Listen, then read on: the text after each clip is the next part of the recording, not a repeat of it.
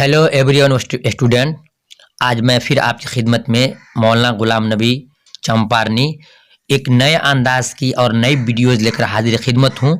मैं आपसे फिर कह रहा हूँ कि वह स्टूडेंट जो अलीगढ़ मुस्लिम यूनिवर्सिटी या जामिया इस्लामिया के अंदर या फिर किसी भी यूनिवर्सिटीज़ के अंदर या विश्वविद्यालय के अंदर अगर चाहते हैं इंट्रेंस का एग्ज़ाम निकालना, जो कि आपके लिए बहुत ही ज़रूरी है, अगर आपने ऐसा कर लिया तो इंशाअल्लाह आपके तमाम अखराजात बच जाएंगे और सहूलत से आप फैसिलिटीज़ के साथ एग्ज़ाम के अंदर इम्तिहान में पास होने के बाद फैसिलिटीज़ के साथ आप क्या कर सकते हैं, अपने हॉस्टल में एडमिशन ले सकते हैं और सुकून से पढ़ सकते हैं। तो आइए उन तमाम स्टूडेंट के लिए जिन्होंने फॉर्म भर लिया है या फॉर्म भरना चाहते हैं, इस चीज़ में आपको बता दूं कि अभी देखिए एग्ज़ाम जो ये फॉर्म जो भरा जाता था, एग्ज़ाम का फॉर्म हो चुका था, लेकिन फिर किसी कारण से और टाइम को बढ़ा दिया गया है, यानी कि 9 मार्च तक आप फॉर्म भर सकते हैं। और वो स्टूडेंट जिन्होंने पहले फॉर्म भरा है लेकिन इसमें कोई त्रुटि आ गई है, कोई गलती आ गई है, तो उनको चांस मिल रहा है वो 10 मार्च से 14 मार्च तक अपने त्रुटि को न गलती को सुधार सकते हैं। मैं फिर उम्मीद करता हूं कि हमारी बात को समझोगे आप। अगर आप चाहते हैं सही माना मुकम्मल से तैयार हो जाए तो आइए आप शुरू करते हैं। ये भारत में मुसलमानों की इतिहास क्या रहा है, किस शासक ने, किस भारतीय मुसलमानों ने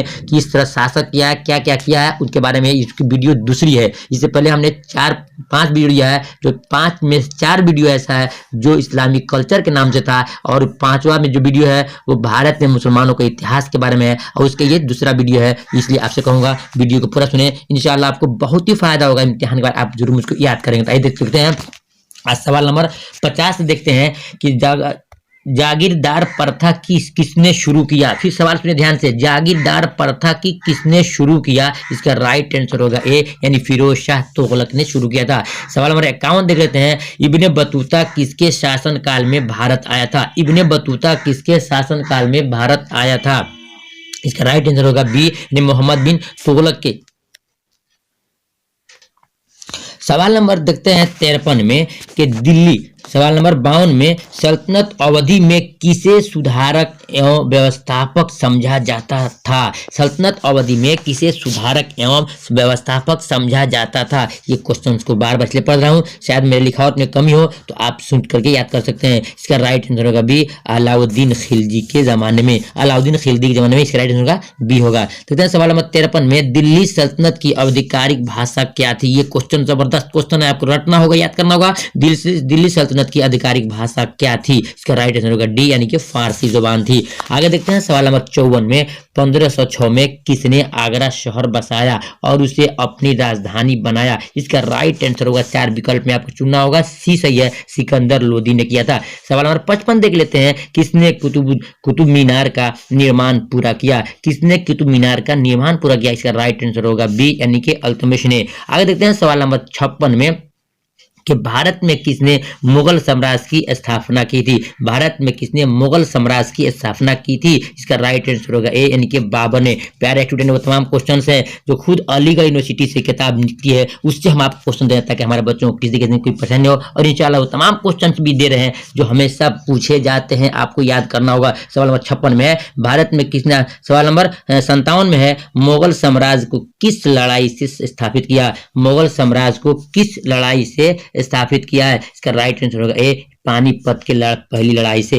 देखते हैं सवाल नंबर 58 में, पानीपत की पहली लड़ाई में बाबर ने किसे हराया था। ये क्वेश्चन तो BBI है, आपको याद करना ही होगा कि पानीपत की पहली लड़ाई में बाबर ने किसे हराया था। इसका राइट आंसर होगा ए, इब्राहिम लोदी को हराया था। सवाल नंबर 59 देख लेते हैं कि बाबर का मकबरा कहाँ स्थित है। ये भी आपको याद करना होगा, बाबर का मकबरा कहाँ, मकबरा कहते हैं मजार को, कब्र को, कहाँ स्थित है। इसका राइट आंसर होगा बी, यानी कि काबुल में। आगे देखते हैं सवाल नंबर 60 जो है, बाबर का उत्तराधिकारी कौन था। बाबर का उत्तराधिकारी कौन था। इसका राइट आंसर होगा सी, यानी कि हुमायूं था। आगे देखते हैं सवाल नंबर 61 में, हुमायूं दिल्ली की सिंहासन पर कब बैठा। बाबर हुमायूं दिल्ली के सिंहासन पर कब बैठा। इसका राइट आंसर होगा ए, यानी कि 1530 में। आगे देखते हैं सवाल नंबर 62 में, चौसा की लड़ाई कब लड़ी गई थी। चौसा की लड़ाई कब लड़ी गई थी। इसका राइट आंसर होगा पैरा स्टूडेंट ए, यानी कि 1539 में। आगे देखते हैं सवाल नंबर 63 में, पानीपत की पहली लड़ाई कब हुई थी। ये क्वेश्चन भी आपके लिए सरदर्द बन सकता है, याद कीजिए उसको ध्यान से कि पानीपत की पहली लड़ाई कब हुई थी। इसका राइट आंसर होगा ए, यानी 1526 में। आगे देखते हैं सवाल नंबर 64 में, हुमायूं ने किसे हराकर दोबारा दिल्ली की गद्दी हासिल किया था। हुमायूं ने किसे हराकर दोबारा दिल्ली की गद्दी हासिल किया था। इसका राइट आंसर होगा ए, यानी सिकंदर सूर को। आगे देखते हैं सवाल नंबर 65 में बाबर ने काबुल पर कब कब्जा किया। बाबर ने काबुल पर कब कब्जा किया। ये तमाम क्वेश्चन है जो बार बार घुमा फिरा कर पूछा जाता है, आपको याद करना होगा। इसका राइट आंसर होगा ए, यानी कि कितना है, बाबर ने बाबुल पर कब कब्जा किया था, 1504 में किया था। तो सवाल नंबर 66 में चंदेरी की लड़ाई कब हुई थी। चंदेरी की लड़ाई कब हुई थी, राइट आंसर होगा सी, यानी कि 1528 में। तो सवाल नंबर 67 में यानी 67 क्वेश्चन है, कन्नौज की लड़ाई कब हुई थी। ये क्वेश्चन आपको सरदर्द बन सकता है, याद करना होगा, आपको पूछ सकता है कि कन्नौज की लड़ाई कब हुई थी। इसका राइट आंसर होगा ए, यानी कि 1540 में। देखते हैं हुमायूं का जन्म कब हुआ था। ये भी क्वेश्चन आपके लिए बहुत इंपॉर्टेंट है कि कब हुआ था। इसका राइट आंसर होगा ए, 1508 में। अब देखते हैं सवाल नंबर 69 यानी 69 क्वेश्चन, कन्नौज की लड़ाई में किस बादशाह की हार शेर शाह सूरी के हाथों हुई थी। इसका राइट आंसर हो सकता है 69 का सी, यानी कि हुमायूं के हाथों। अब देखते हैं सवाल नंबर 70 यानी 70 में किस शासक की मृत्यु पुस्तकालय की सीढ़ी से गिरकर हुई थी। ये क्वेश्चन बहुत जबरदस्त है कि किस बादशाह की शासक की मृत्यु पुस्तकालय की सीढ़ी से गिरकर हुई थी। इसका राइट आंसर होगा सी, यानी कि हुमायूं की। आगे देखते हैं सवाल नंबर 71 में हुमायूं नामा किसने लिखा है। ये भी क्वेश्चन बहुत जबरदस्त है, आपको याद करना होगा, रटना होगा कि हुमायूं नामा किसने लिखा था। इसका राइट आंसर होगा सी, यानी गुलबदन बेगम ने इसको लिखा था। आगे देखते हैं सवाल नंबर 72 यानी कि 72 क्वेश्चन है, तजुके दाबरी किसकी रचना है। कल तजुके दाबरी किसकी रचना है। इसका राइट आंसर होगा डी, यानी कि बाबर की है। आगे देखते हैं सवाल नंबर 73 में बाबर का असली नाम क्या है। ये क्वेश्चन भी आपके लिए बहुत इंपॉर्टेंट है कि बाबर का असली नाम क्या है। इसका राइट आंसर होगा ए, जहीरुद्दीन मोहम्मद। याद रखिएगा इसको, जहीरुद्दीन मोहम्मद बाबर का असल नाम है। आगे देखते हैं प्यारे स्टूडेंट, मैं आपके लिए मेहनत कर रहा हूँ, आपकी जिम्मेदारी बनती है कि हमारी इस बात को आपको अच्छी लगे, हमारी खिदमत अच्छी लगे, तो प्यारे स्टूडेंट वीडियो को दिल से लाइक कर दीजिए और अपने साथियों पर शेयर करना न भूलिएगा। आगे देखते हैं सवाल नंबर 74 में घाघरा की लड़ाई किस वर्ष हुई थी। घाघरा की लड़ाई किस हुई थी, राइट आंसर होगा बी, 1529 में हुई थी। सवाल नंबर 75 75 क्वेश्चन है, अकबर का जन्म कब हुआ था। ये क्वेश्चन भी बहुत जबरदस्त है, अकबर का जन्म कब हुआ था। इसका राइट आंसर होगा बी, यानी कि 1442 में, 1542 में।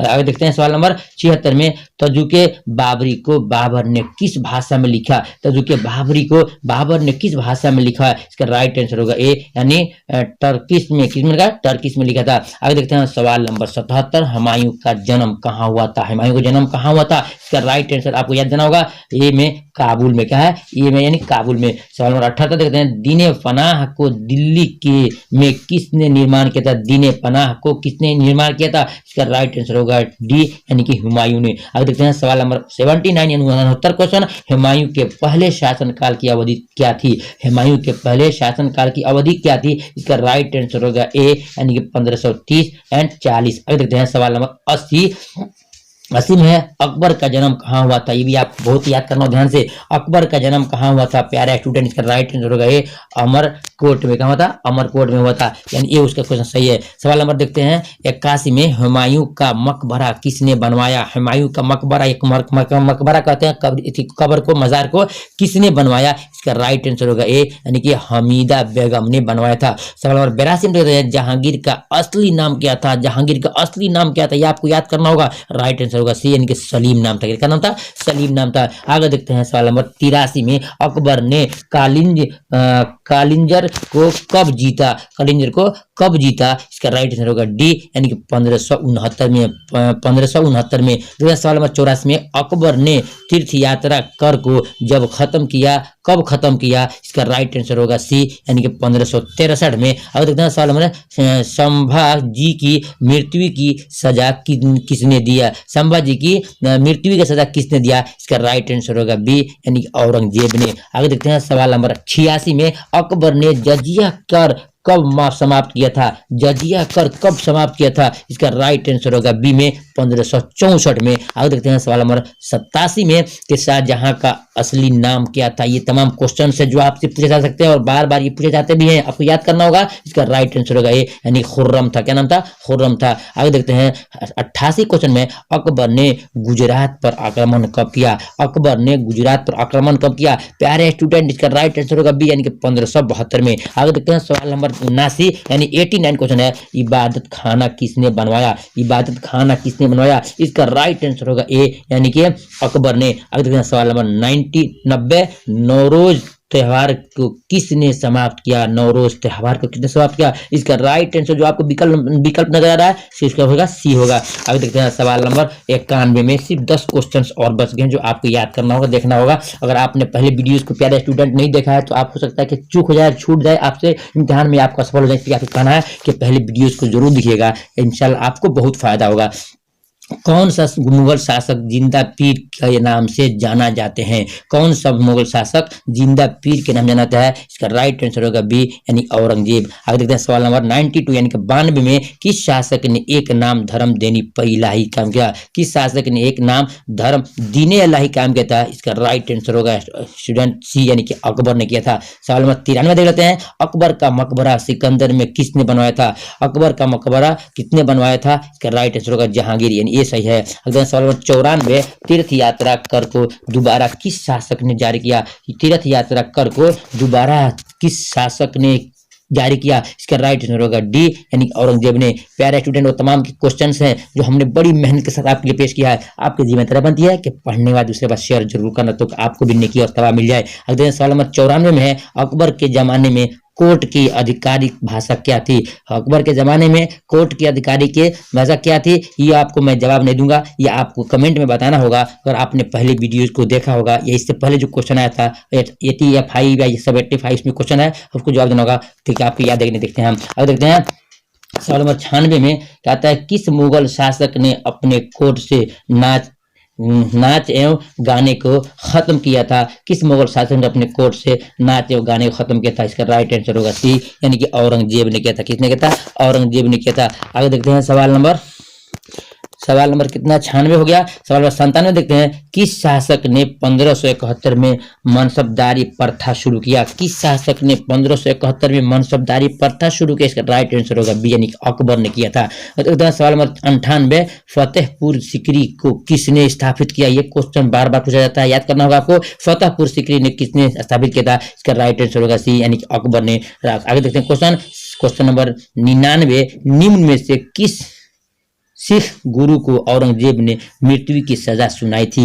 निम्न में से किस गुरु सिख को औरंगजेब ने मृत्यु की सजा सुनाई थी? इसका राइट आंसर होगा बी यानी कि तेग बहादुर को। देखिए लास्ट क्वेश्चन है प्यारे स्टूडेंट्स, याद कीजिए ध्यान से कि 100 में है बंदोबस्ती प्रणाली को अकबर ने किस सहयोग के से शुरू किया था? इसका राइट आंसर होगा ए यानी कि टोडरमल, जो उनके महाराजा उनके वजीरों में से थे, उन्होंने इसको शुरू किया था। ये तमाम क्वेश्चन जो हमने आपको दिया, आपकी जिम्मेदारी बनती है पैरा स्टूडेंट कि वीडियो को दिल से लाइक जरूर करना और साथ ही शेयर करना। और ऐसे ही मेरे पास बने रहिए। अगर आपको कोई दिक्कत हो मेरे पास कॉल कर सकते हैं। मेरा मोबाइल नंबर है 80 84 92 80 92 80 84 92 80 92। मैं इंशाल्लाह आपको जवाब दूंगा।